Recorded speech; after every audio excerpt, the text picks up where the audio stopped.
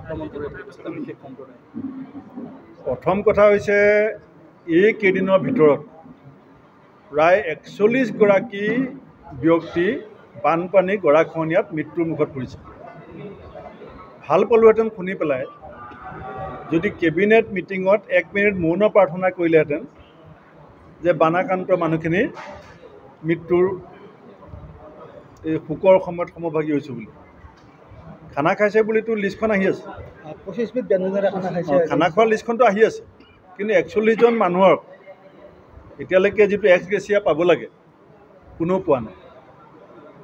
Cabinet মিটিঙত যিমান টকা খৰচ হ'ব তাতকৈ এতিয়া বানাক্ৰান্ত মানুহ চৰকাৰী তথ্যমতে 14,000 ৰিলিফ কেম্পত আছে। আৰু মই সিদিনাখন বজালিত গৈছিলোঁ, তাত মানুহে বাঁহৰ দলং বাঁহৰ সাঁকো সাজি পেলাই PMJSY ৰাস্তাত বাঁহৰ সাঁকোৱেদি পাৰ হৈ আছে। আৰু মন্ত্ৰীয়ে কৈছে যে সেইটো কৰিবই লাগিব। PMJSY ৰাস্তা ভাগি গ'ল 2 বছৰৰ আগত। মই দেখি অহাটো কৈছোঁ, নহ'লে মই বহুত তথ্য দিব পাৰোঁ। আৰু এতিয়া তেওঁলোকে এই যে উন্নয়ন কৰিব পৰা ক্ষমতা নাই, দৰমহা দিবৰ কাৰণে লোন ল'ব লাগে, হিতাধিকাৰী সৃষ্টি কৰিবৰ কাৰণে ভোটৰ সময়ত কথাটো কৈ দিয়ে, পিছত অৰুণোদয় দিবৰ কাৰণে লোন ল'ব লাগে। গতিকে যিবিলাক সমস্যাক লৈ পেলাই জাতি ভাৰাক্ৰান্ত, সেই সমস্যাবিলাকক গাপ দিবৰ কাৰণে তেওঁলোকে আপুনি কোৱা আপোনাৰ যিটো প্ৰশ্ন যে এটা সম্প্ৰদায়ৰ গাত দুখ দি পেলাই চৰকাৰখন চলিব বিচাৰিছে। যিকেইজন মন্ত্ৰীয়ে অসমৰ য'ত কোটৰ ঘাই এটা সম্প্ৰদায় বুলি ক'ব বিচাৰে,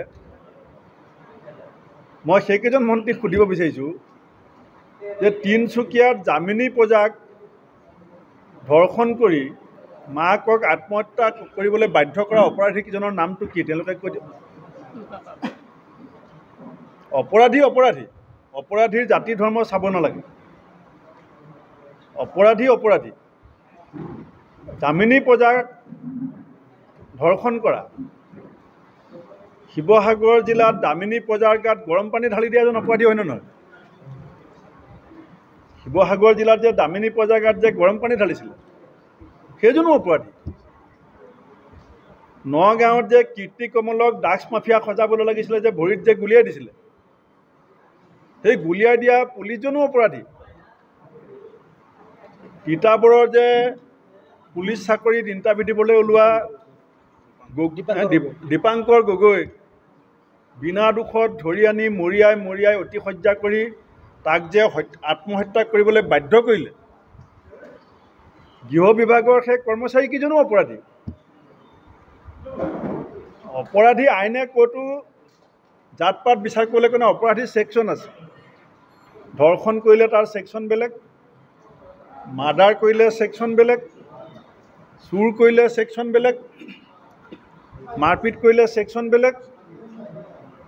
আপুনি গতিকে বিজেপিয়ে এতিয়া নিজৰ যিটো ব্যৰ্থতা, আজি নলবাৰীত বানপানী হওঁতে কেইজন মন্ত্ৰী গৈছিলে? এজাক দবা পিটা বৰষুণত নলবাৰী ডুবি যায়। মই ভাল পালোহেঁতেন যে নলবাৰী জিলাখনৰ বানপানী সমস্যাটোৰ স্থায়ী সমাধানৰ এটা পথ উলিয়াবৰ কাৰণে তাত কেবিনেটে গৱেষণাত বহিছে। অখিল গগৈয়ে নাৱত পাতিব গৈছে কেবিনেট। নহয়, সেইটো বেলেগ কথা, কিন্তু শুনক, কেবিনেটৰ যিটো মৰ্যাদা, এজন মন্ত্ৰীৰ যিটো মৰ্যাদা, এজন মুখ্যমন্ত্ৰীৰ যিটো মৰ্যাদা, এই চৰকাৰৰ দিনত যিমান হানি হৈছে আগতে কেতিয়াও হোৱা নাই। আজি ৰ'ব, আপোনালোকে ধেমাজিত যে কেবিনেট হৈছিলে, তেওঁলোকে যে ঘোষণা কৰিছিলে, এতিয়া মুখ্যমন্ত্ৰী এখন লিষ্ট দেখাই দিয়ক, ধেমাজি কেবিনেটত ঘোষণা কৰা কোনকেইটা কাম হ'ল, মাজুলী কেবিনেটত ঘোষণা কৰা কোনকেইটা কাম হ'ল, শিলচৰৰ কেবিনেট, মই আজি আপোনাক কৈ দিওঁ, শিলচৰত কেবিনেট পাতিছিলে, ডিষ্ট্ৰিক্ট লাইব্ৰেৰীটোৰ নামত টকা ঘোষণা হ'ল, আজিলৈকে মুকলি নহ'ল কথাটো আপুনি। গতিকে কেবিনেট পাতি তেওঁলোকে মানুহক, আমাৰ সাধাৰণ মানুহক তেওঁলোকে উপলুঙা কৰে। এতিয়া আপুনি চাব নহয়, আপুনি মই কৈ আছোঁ, আপোনালোকে সুধিছে যেতিয়া, উৰিষ্যাৰ চিফ মিনিষ্টাৰ বিজেপি, উৰিষ্যাৰ চিফ মিনিষ্টাৰে শপত গ্ৰহণ কৰি ঘৰলৈ গৈ পেলাই মাকৰ লগত মাটিত বহি কেনেকুৱা আহাৰ খাইছে আমি দেখিছোঁ। আপুনি অন্ধ্ৰপ্ৰদেশৰ উপ মুখ্যমন্ত্ৰী আমাৰ নহয়, বিজেপিৰ লগত আছে। তেওঁ ৰাজ্যখনত এতিয়া হোৱা বিভিন্ন প্ৰাকৃতিক দুৰ্যোগৰ পৰা উপশম বিচাৰি 12 দিন নিৰামিষ খাম বুলি কৈছে। আৰু যিটো সময়ত মানুহ 41 জন অসমত বানপানীত গৰাখহনীয়াত মৰিছে, এজনী ছোৱালী ঢেকীয়াজুলিত ধৰ্ষণ হৈছে, এজন অফিচাৰক গোৱালপাৰা জিলাত ৰাজপথত গুলীয়াই মাৰিছে, সেইটো সময়ত গোটেই জাতিটো গোপলঙাই কৰি তেওঁলোকে কিমান ব্যঞ্জন খাব পাৰে, কেনেকুৱা টেষ্ট হয়, তাত মন্ত্ৰীসভাখন ব্যস্ত হৈ আছে। সেই কথাটো মই ভাবোঁ যে আমি সাধাৰণ খাতি খোৱা মানুহখিনিৰ কাৰণে এইটো চৰকাৰৰ প্ৰত্যক্ষ এটা উপলুঙা। মা কামাখ্যা আমাৰ শক্তিপীঠত আমি সকলোৱে জানো যে এই অম্বুবাচীৰ সময়ত গোটেই দেশ বিদেশৰ সাধু সন্তসকল আহে। আৰু এইটো নতুন কথা নহয়, এইটো আমি যেতিয়া 15 বছৰ শাসনত আছিলোঁ তেতিয়াও প্ৰতি বছৰে অম্বুবাচী মেলাত গোটেই দেশৰ লাখ লাখ সাধু সন্ত কামাখ্যালৈ আহিছিলে। চেণ্ডেল খুলি যোৱাটো মন্দিৰলৈ একো ডাঙৰ কথা, ভুল কথা নহয়, কিন্তু 4 কিলোমিটাৰ ৰাস্তা এতিয়া চেণ্ডেল খুলি খোজকঢ়া বহু মানুহৰ অভ্যাস নাই। সেইকাৰণে বিভিন্ন ডাঙৰ ডাঙৰ মন্দিৰত যেতিয়া আমি যাওঁ, বৈষ্ণোদেৱীত যেতিয়া আমি যাওঁ, তিৰুপতিত আমি যাওঁ, আমি 10 কিলোমিটাৰলৈকে খোজকাঢ়িছোঁ, মই নিজে খোজকাঢ়িছোঁ। কিন্তু তাত এখন কাৰ্পেট দি পেলাই পানীৰে তিয়াই থয়।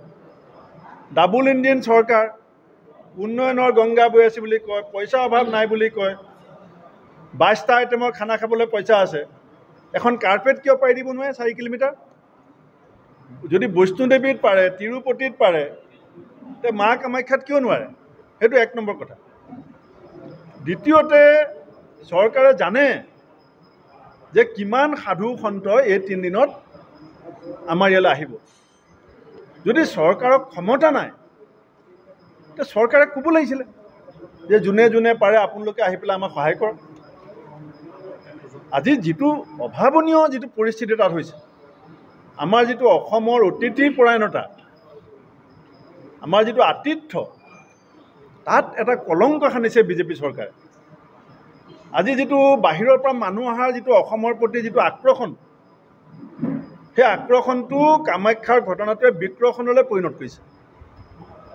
মানুহ আহিবৰ কাৰণে আমি যিটো উৎসাহ যোগাব লাগে যে অসমলৈ গৈ বৰ ভাল লাগিল, মা কামাখ্যাত যাওঁতে তাৰ স্থানীয় ৰাইজ চৰকাৰৰ পৰা এনেকুৱা সহযোগ পালোঁ, যিটো বাৰ্তা লৈ পেলাই তেওঁলোক ঘূৰি যাব লাগে, সেই কথাটোত যিটো চৰকাৰৰ ব্যৰ্থতা, ইয়াৰ মূল কথাটো হৈছে যে চৰকাৰে যে ৰাম মন্দিৰ বনোৱা জেগাত যে বিজেপি এমপিজন যে হাৰি থাকিলে, বানাৰসত যে মোদী ডাঙৰীয়াৰ কাণে কাণ মাৰি ইলেকশ্যন জিকিছে, যোৱাবাৰ 3.5 লাখত জিকিছিলে, এইবাৰ 2 লাখ ভোট কমি গ'ল আগতকৈ।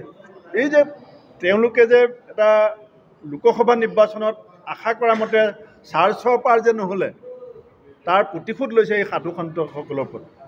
যে তোমালোকে আমি ইমান হিন্দু তোমালোকৰ পিছে পিছে কৰি থাকিলোঁ, তোমালোকে আমাক 400 পাৰ কৰি দিব নোৱাৰিলা, এতিয়া কেনেকৈ থাকা, কি খোৱা, ক'ত যোৱা।